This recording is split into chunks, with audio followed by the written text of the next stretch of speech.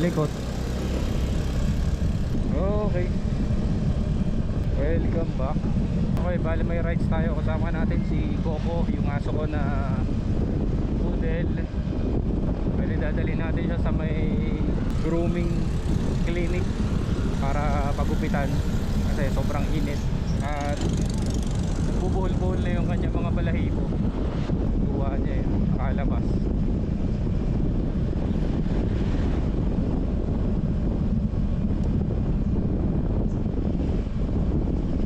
Malapit lang naman yung ating pupuntahan na grooming center. Tapos diretso ako ng palengke. Sisilip lang tayo ng mabilis sa palengke. Chill ka lang dyan, Coco. Coco! Coco! Coco! Naiiwan namin sa labas na nakatali lang. So, ginabok. Kaya medyo nangitim na yung kanyang balahibo. Ang ganda niya kapag bagong groom. Kaso baka ay pa-summer cut to. Sobrang init. Coco! Coco! Alright. Yan, higa ka lang. Very good, Coco. Higa ka lang dyan. Feel mo lang yung moment. Mamaya kakalbuhin ka na. Baho ka na eh. Coco! Coco! Coco!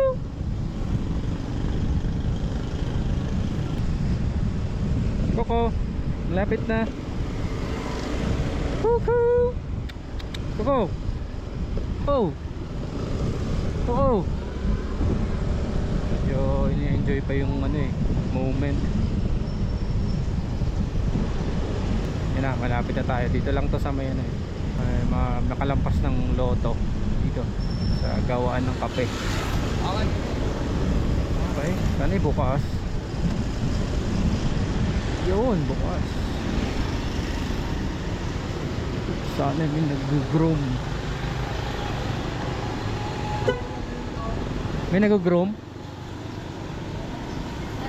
Iyaw. Kaba mo na ako.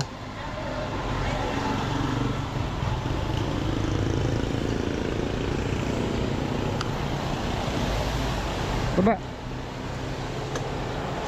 Baba ako, kababa. Iyaw. Boss, summer cut ko lang. Mainit eh.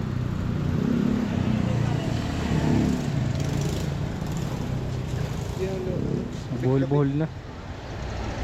Summer cut kahit may mga buhol-buhol. Basta wag lang sobrang kalbo.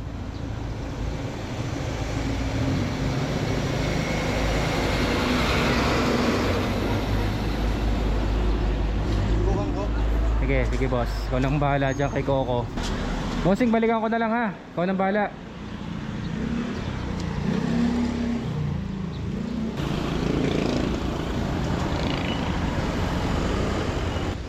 Okay, let's go. So, babalikan na lang natin si Coco. Kasi malamang kalbuhin yung kasi puro buhol. Sabi ko summer cut lang. Bahala na kung ano. Ayan minsan na nga lang mag-drive papuntang Lipa. Miyerkules pa. Laki nito mong subukan. Masisira ang buhay mo.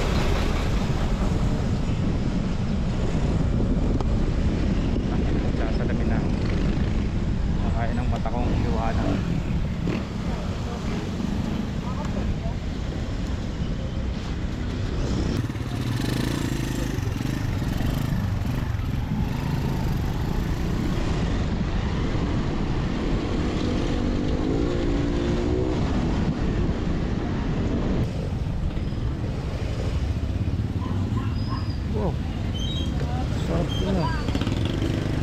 Pusit. Ihaw na pusit.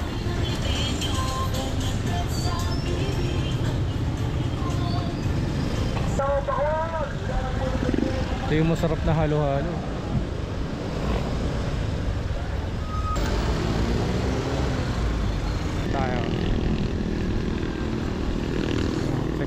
Coco kung ano tsura na.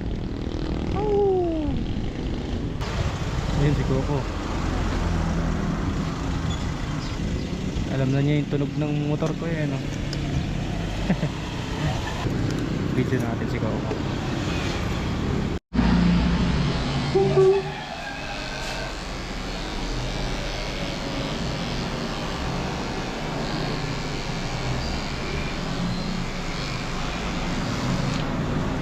Tsura mo. Wow, pogi na ulit. Oo.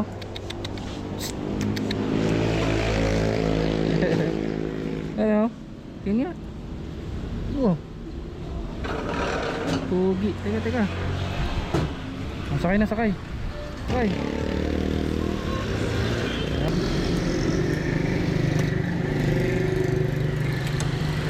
Ako.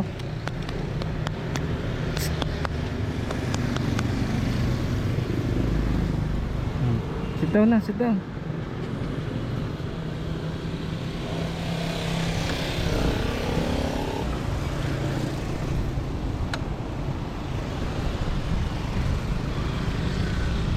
Okay, let's go. Coco. Bango ka na, bango na. Ha? Bango na ikaw, bango na. Coco.